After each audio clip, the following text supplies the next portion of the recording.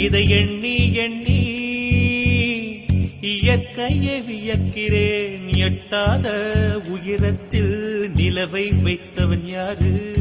பெண்ணே